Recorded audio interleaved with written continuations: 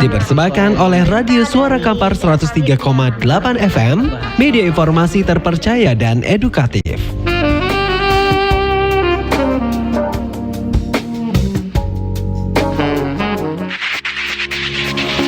Terima kasih Anda telah bersama kami 103,8 FM Radio Suara Kampar, media informasi terpercaya dan edukatif.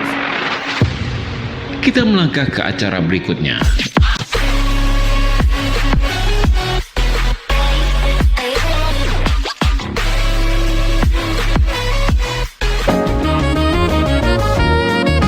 Sesaat lagi kita ikuti Radio Talk Show.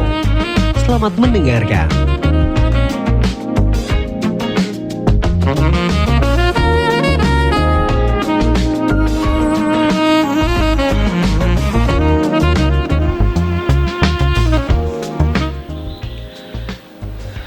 .8 FM FPL Radio Suara Kampar. Halo, selamat siang. Assalamualaikum warahmatullahi wabarakatuh. Pendengar, di siang hari ini Rabu 11 September 2024 kembali kami hadirkan program Radio Talk Show.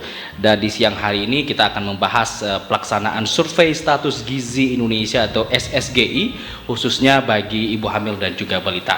Nah, untuk membahas itu sudah hadir bagian Kesmas Dinas Kesehatan Kabupaten Kampar di studio Radio Suara Kampar. Ini narasumber-narasumber yang akan menemani Anda di siang hari ini. Ada Ibu Rismadani, Sarjana Gizi. Assalamualaikum, selamat siang Ibu. Waalaikumsalam, siang Mas. Selanjutnya ada Bu Rina Hartanti, juga beliau di bidang Kesmas Dinas Kesehatan Kabupaten Kampar. Nah, pendengar dan juga narasumber, ini banyak juga pendengar kita barangkali yang ingin menanyakan ini terkait dengan SSGI. Tapi sebelum kita mulai perbincangan siang hari ini, saya juga ingin mengingatkan Anda bahwa selain di 103,8 FM, Anda juga bisa dengarkan kita via streaming di www.suarakamparfm.com. Baik, yang terlebih dulu kita bertanya kepada Ibu Rismadani ini, Bu. Ya. Ini terkait dengan apa sih SSGI ini, dan ini sejak kapan mulainya SSGI? Oke.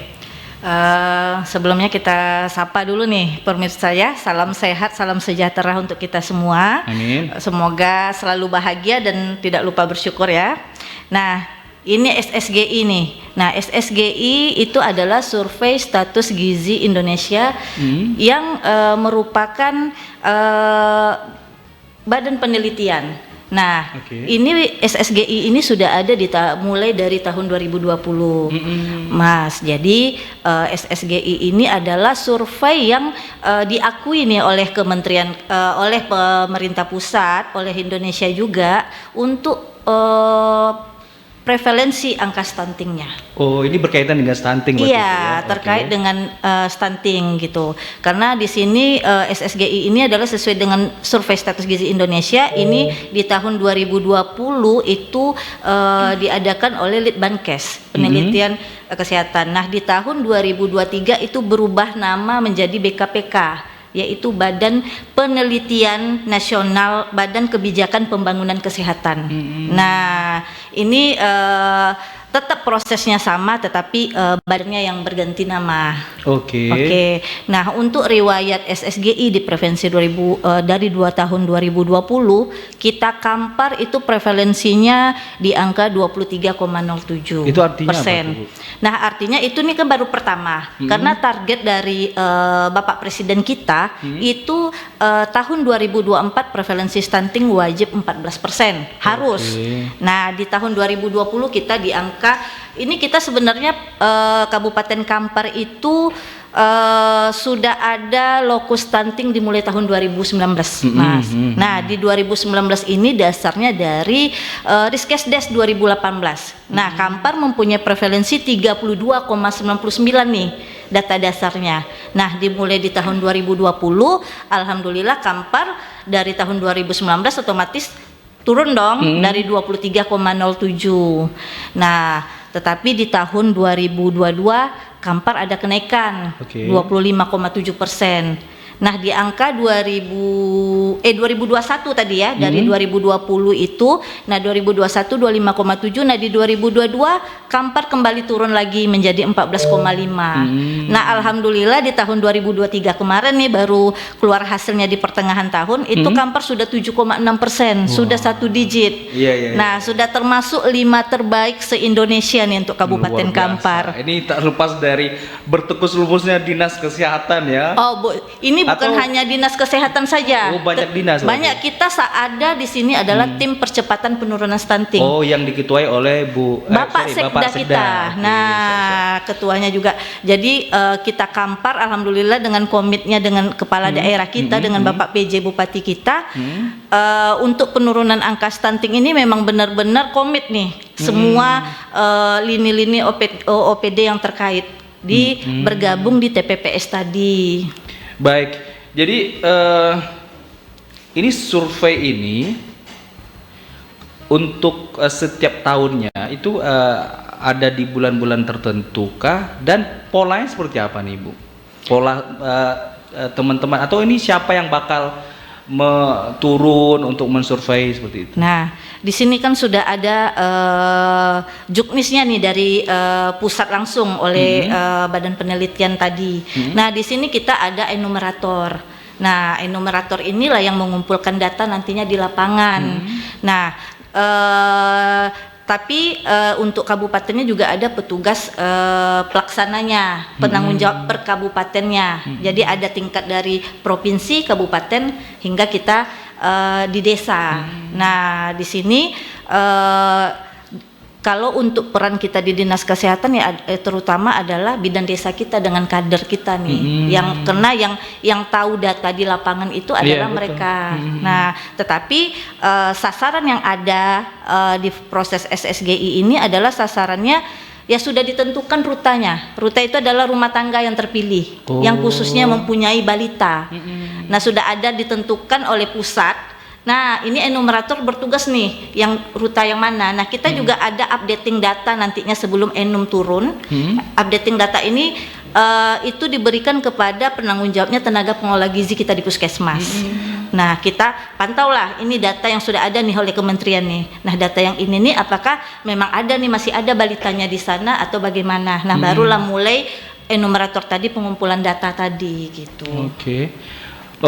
Jadi nanti turun itu sekitar bulan berapa nih untuk tahun 2024 ini, sekitar bulan? Nah, 2024 kita sudah mulai nih di Agustus ini. Oh, Agustus sudah mulai. Oh ya, tapi mulainya baru rakornis kita, baru penunjukan PJT-nya enumerator, diprediksikan Agustus sampai November nih proses dari awal persiapan sampai nanti pelaporan nih nantinya. Sampai selesai di November 2024. Berarti ini ada desa atau kecamatan tertentu yang jadi lokus stunting atau seluruh kecamatan? Nah, kalau untuk rutanya nih kita belum dapat nih kabupaten nih, belum dapat infonya yang sasaran yang gimana. Tapi biasanya di yang kemarin 2023 itu tidak hanya lokus stunting saja, malah lokus stuntingnya malah hanya satu desa yang dapat. Tetapi dia merata ke 21 kecamatan di Kabupaten Kampar, situ ada sampel rutanya.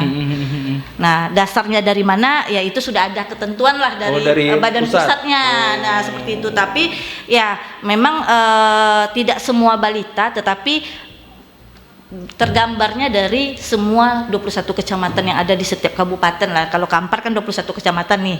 Jadi masing-masing ada gitu loh. Baik, itu pendengar yang lagi dengerin kita itu baru suara dari Ibu Rismadani. Nah, untuk Ibu Rina belum kita dengar suaranya, tapi kita akan berbincang lagi nanti dengan beliau setelah break berikut ini. Fokus di 103,8 FM LPPL Radio Suara Kampar di program Radio Talk Show.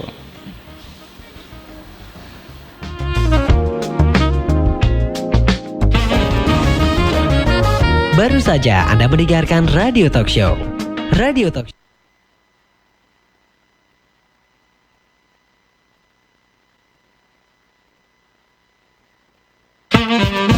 Jangan kemana-mana dulu ya. Radio Talk Show akan segera kembali.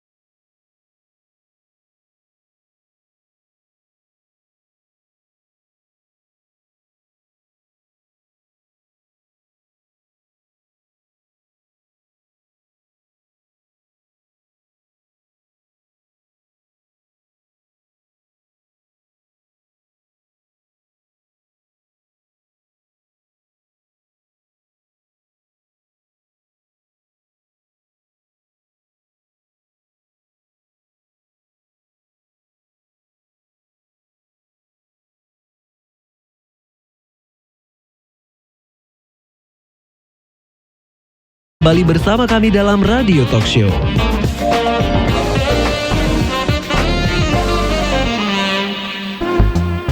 Dari kawasan Gereja di Kabangkinang Kota masih Anda dengarkan program Radio Talk Show, dan seperti di awal tadi kita akan membahas terkait dengan survei status gizi Indonesia atau SSGI, khususnya ibu hamil dan balita. Tadi di sesi pertama kita sudah dengar suara Ibu Rismadani. Nah, sekarang kita ke Ibu Rina Hartanti.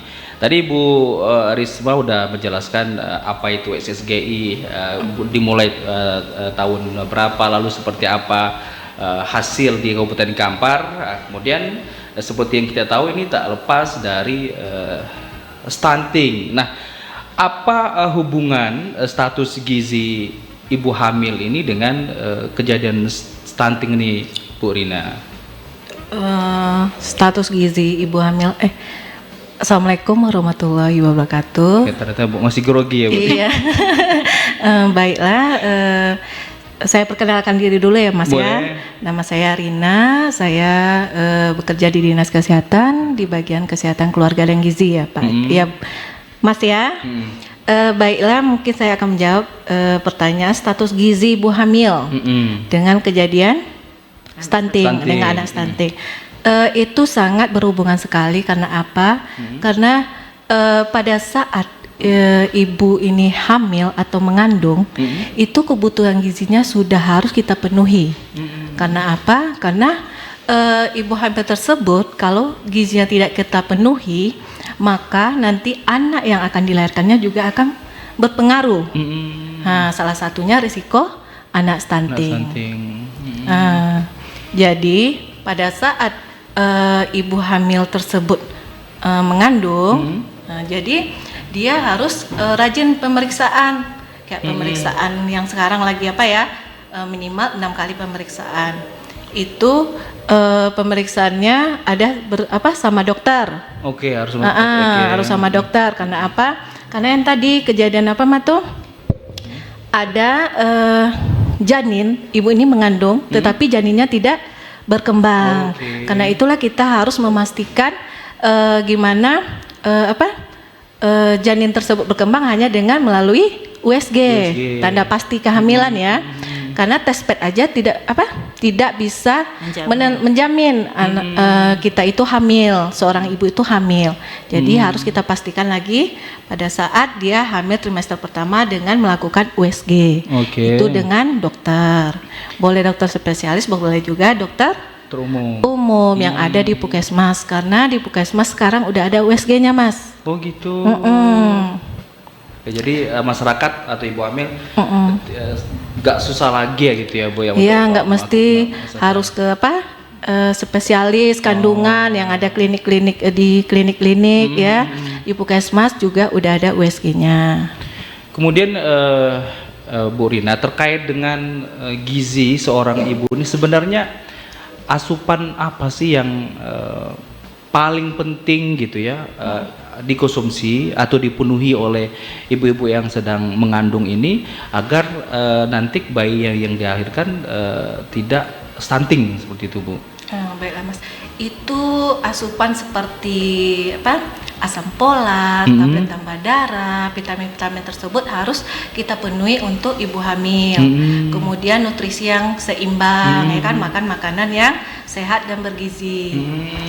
Kayak tablet tambah darah itu juga 90 tablet tambah darah ya yang harus dikonsumsi oleh ibu hamil. Tapi sekarang ibu hamil itu bisa kita berikan setiap hari tablet tambah darahnya, karena itu juga akan mengurangi faktor risiko pendarahan yang akan terjadi pada saat ibu hamil tersebut melahirkan. Oke, tapi kalau untuk di masa atau di trimester pertama itu normal nggak sih seorang ibu hamil itu misalnya pendarahan atau ada flat? Atau apa yang mesti dilakukan oleh ibu-ibu di luar sana agar kasus stunting ini nggak bertambah lagi nih di Kabupaten Kampar, karena pemerintah daerah udah berhasil nurunin nih sampai sejauh ini kan?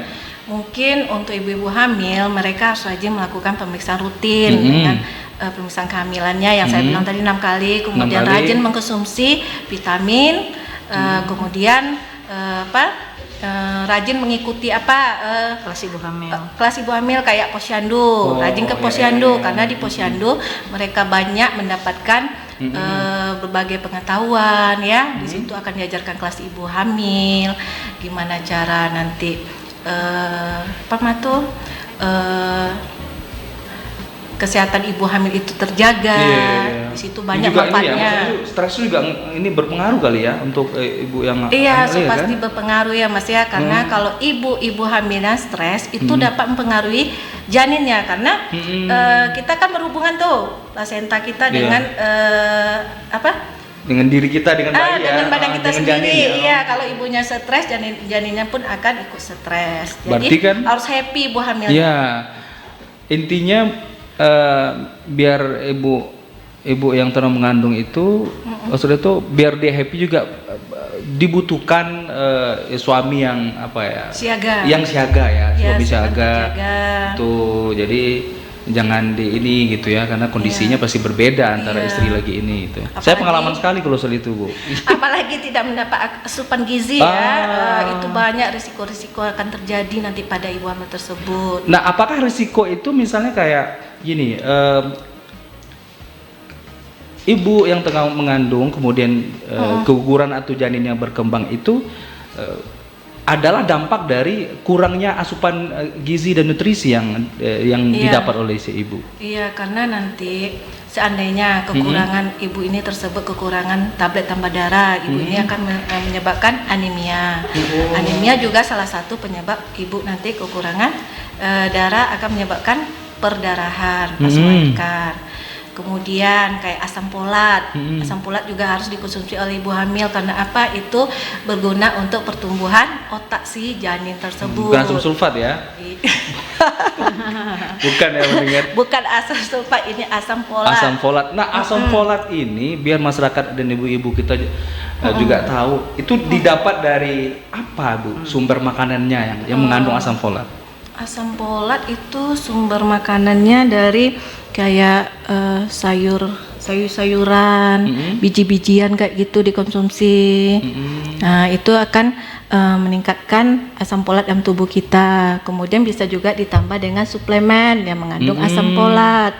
Itu bisa juga dikonsumsi oleh ibu hamil karena asam folat ini memang membantu untuk proses perkembangan otak si janin. Itu dari Jadi tumbuh pendengar. kembang otaknya terjaga bagus, nanti pas lahiran resiko anak stunting tidak akan terjadi lagi. Nah, itu juga akan pemerintah daerah berhasil menurunkan atau menyehatkan anak stunting yang sekarang. Kemudian para ibu yang hamil dengan ya dibantu juga oleh tugas kesehatan juga bisa membuat atau menekan tidak ada lagi kasus baru stunting di Kabupaten Kampar seperti itu ya, pendengar. Baik, pendengar, kita akan jeda dulu sejenak. Nanti kita dengarkan lagi suara Ibu Risma ya bersama Bu Rina hanya di program Radio Talk Show persembahan LPPL Radio Suara Kampar.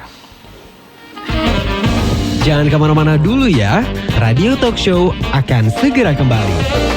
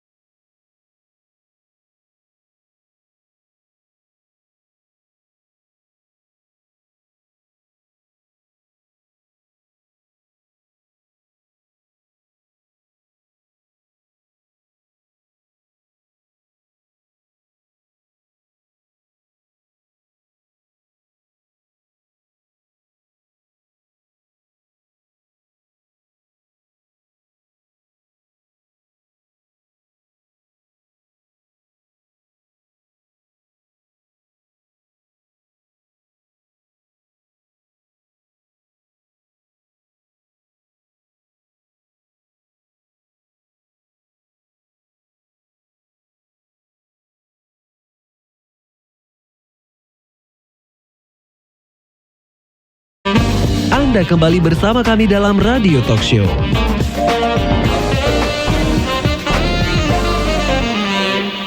.3,8 FM FPL Radio Suara Kampar. Pendengar, masih di program Radio Talk Show dan kita masih ngebahas tentang pelaksanaan survei status gizi Indonesia atau SSGI, khususnya ibu hamil dan balita di Kabupaten Kampar. Dan di sesi ketiga ini atau sesi terakhir, kita ingin tahu juga nih Bu Risma, seperti apa pola kerja dari enumerator ini. Jadi pendengar, enumerator ini adalah petugas yang datang door to door ke rumah. Lalu data apa saja sih yang mereka kumpulkan, Ibu? Ya. Oke, tadi seperti saya sampaikan ya, Mas ya, enumerator itu adalah petugas pengumpul data. Nah, data itu yang sudah ditentukan rutanya yang bagian mana ini, yang di desa mana. Misalnya Ibu Yuli, alamatnya desa ini gitu ya.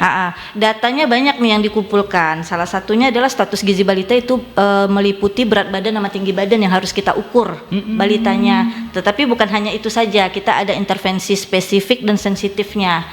Yang spesifik itu meliputi riwayat ibu hamil minum tablet tambah darah. Berarti riwayat ibu balitanya yang masa dia kehamilan balita tersebut. Nah, habis itu apakah ibunya KB enggak setelah persalinan? Riwayatnya tadi nih. Nah, habis itu anak balita ini apakah dia ASI eksklusif? Karena kan salah satu angka stunting, penekanan angka stunting ini adalah bayi itu harus ASI eksklusif. Nah, untuk menghindari dia nanti terjadinya stunting. Nah, MPASI-nya bagaimana? Makanan pendamping ASI-nya. Nah, memang sesuai nggak dengan sesuai umurnya. Nah, pemantauan perkembangannya di posyandu. Nah, pemantauan perkembangan di posyandu ini minimal 8 kali dalam setahun.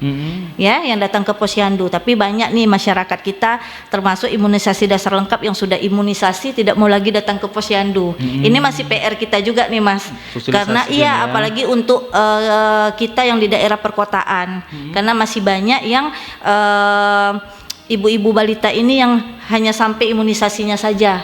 Imunisasi dasar lengkapnya kan 9 bulan yang dulunya. Kalau sekarang kan banyak nih sampai umur 2 tahun, 3 tahun kan ada imunisasi booster juga. Nah, yang untuk dasar lengkap yang 9 bulan saja mereka sampai di situ. Padahal pemantauan tumbuh kembang balita ini sampai umur 5 tahun. Nggak 5 tahun aja, kita ada buku KIA ya Bu Rina ya. Nah, di situ sampai 6 tahun malah di usia PAUD. Makanya kita Dinas Kesehatan kita ada hibah dari antropometri kita, pengadaan antropometri kita, itu kita berikan juga ke PAUD-PAUD, bukan hanya ke posyandu. Dengan harapannya ya balita yang umur 3 sampai 4 tahun yang di PAUD yang sudah sekolah itu juga diukur tinggi badan, berat badannya, agar tidak ya sama juga menjemput bola lah, nggak hanya menunggu di posyandu sementara balita tersebut sudah sekolah. Nah, itu salah satu upaya kita nih Dinas Kesehatan, bagaimana untuk status gizi balita khususnya kita di Kabupaten Kampar terpantau. Nah, ini terlihat nih Mas, kita di bulan Juni kita ada intervensi serentak. Serentak itu di bulan Juni wajib semuanya 100%. Nah, di situ terlihatlah tergambar. Nah, dulunya tahun kemarin kita ada 571 anak stunting. Nah, dari intervensi serentak itu alhamdulillah dari angka jumlah anak ya, kita sudah 512 anak stunting. Jadi berarti ada penurunan lah balita yang dari 571 ke 512. Nah, ini harapannya selain yang memang kalau prevalensi ini adalah memang yang harus Litbangkes lah yang penelitian yang diakui prevalensi. Padahal kalau prevalensi kita kan juga pelaporan sudah online nih. Ada namanya EPPGBM. Nah, itu EPPGBM itu adalah di input anak balitanya berat badan tinggi badan langsung keluar dari status gizi. Nah, untuk itu untuk prevalensi persentase dari pelaporan kita sebenarnya sudah di bawah 5%. Nah, tetapi kan yang diakui prevalensi kan dari badan penelitian yang sudah diakui oleh pemerintah pusat. Nah, dengan 7,6%, makanya Bapak PJ Bupati kita optimis nih untuk 2024 nih dengan adanya SSGI ini, Kabupaten Kampar bisa menurunkan 5% dari 7,6 ke 5%. Dan tadi yang sudah disampaikan tadi Mas tadi bahwa tidak ada lagi anak baru lahir yang lahir stunting. Nah, salah satunya tadi yang sudah disampaikan bagaimana kita untuk dia hamil untuk asupannya yang memang kita beri benar-benar jangan sampai nanti ibu hamil yang nanti lahir dia lahirnya dengan anak stunting gitu. Baik Ibu. Kemudian himbauan Ibu Rismadani ini terkait dengan untuk masyarakat ya terkait dengan SSG ini apa Bu? Nah, sebenarnya himbauan harapan dulu nih sebenarnya nih harapan dulu ya. Jadi dengan adanya SSGI juga kita juga dapat melihat dari faktor determinan status gizi. Sebenarnya sudah terlihat nih karena kan perannya Dinas Kesehatan kan juga intervensi spesifik. Nah, tetapi ini lagi menguatkan. Jadi kita juga minta dukungan dan kerjasamanya nih kepada pihak-pihak lintas OPD dari tingkat desa juga. Nah, untuk apalagi untuk bidan desa dan ibu kader dengan pengumpulan data adanya enumerator tolong dibantu juga pengawalannya dengan pengukuran secara tepat dan benar. Jangan sampai nanti data karena kan balita ini Mas kalau diukur itu kadang ada yang memang lagi bagus moodnya, ada dia lagi sakit, yang lagi mood. Jadi pengukuran tinggi badan tuh terkadang kalau nggak sesuai dengan standar itu bisa mempengaruhi. 0, saja sudah bisa dibilang dia pendek misalnya stunting padahal dia tidak. Nah ini yang perlu kita sama-sama lah, kita juga dibantu dengan badan penelitian dari pusat dengan enumerator yang ini khususnya sarjana gizi yang memang betul-betul berkompeten lah, karena juga diseleksi nih Mas jadi enumeratornya juga tidak sembarangan juga. Nah yang sudah diakui lah ininya gitu kan dengan profesinya lah menjadi sarjana gizi. Nah kita minta bantu juga dengan ibu-ibu kader dengan bidan desa untuk kita saling kerjasama dalam pengumpulan data ini. Jadi sehingga hasil yang didapat nanti, prevalensi yang akan keluar nanti setelah hasil itu memang betul-betul bisa kita pertanggungjawabkan gitu. Baik. Terima kasih Bu Rismadani. Kemudian kita juga minta closing statement baik itu harapan ataupun himbauan untuk masyarakat dari Ibu Rina Hartanti. Gimana Ibu? Baiklah, saya sedikit menambahkan ya Mas ya. Di sini kita berharap bagi ibu-ibu hamil ya kan, rajinlah melakukan pemeriksaan kehamilannya minimal itu 6 kali, kemudian rajin ke posyandu ya untuk mendapatkan berbagai pengetahuan tentang risiko apa yang akan terjadi pada ibu hamil. Kemudian kayak setelah kita melahirkan, ibu-ibu hamil tersebut, ibu-ibu yang sudah melahirkan, ibu bersalin ya maksudnya nih ya, ibu bersalin tersebut harus memberikan ASI eksklusif. Nah, ASI eksklusif ini 0 sampai 6 bulan tanpa memberikan makanan tambahan lainnya. Kemudian dilanjutkan menyusui sampai usia anak berumur 2 tahun. Ya itu aja Mas. Baik, terima kasih. Ini Bu Rina nih suaranya suara penyiar nih Mas Hadi ya. Baik pendengar FPL Radio Suara Kampar, terima kasih kami ucapkan kepada kedua ibu-ibu luar biasa pada siang hari ini. Narasumber kita ada Ibu Rismadani, sarjana gizi. Terima kasih sudah hadir di Radio Suara Kampar Ibu. Terima kasih juga untuk Bu Rina Hartanti sudah hadir. Ya, mudah-mudahan di lain kesempatan kita bisa bertemu lagi. Dan untuk Anda pendengar, dengarkan terus LPPL Radio Suara Kampar dan program radio talk show yang akan ngebahas sejumlah persoalan ataupun program-program pemerintah ya terutama yang ada di Kabupaten Kampar. Demikian saya Arya Rizal juga mohon maaf. Kita bertiga pamit ya Bu Ibu. Iya. Ini kalau Bu Rina mau siaran nanti silakan aja. Sudah bisa ya. Wabillahi taufiq wal hidayah. Assalamualaikum warahmatullahi wabarakatuh. Waalaikumsalam warahmatullahi wabarakatuh.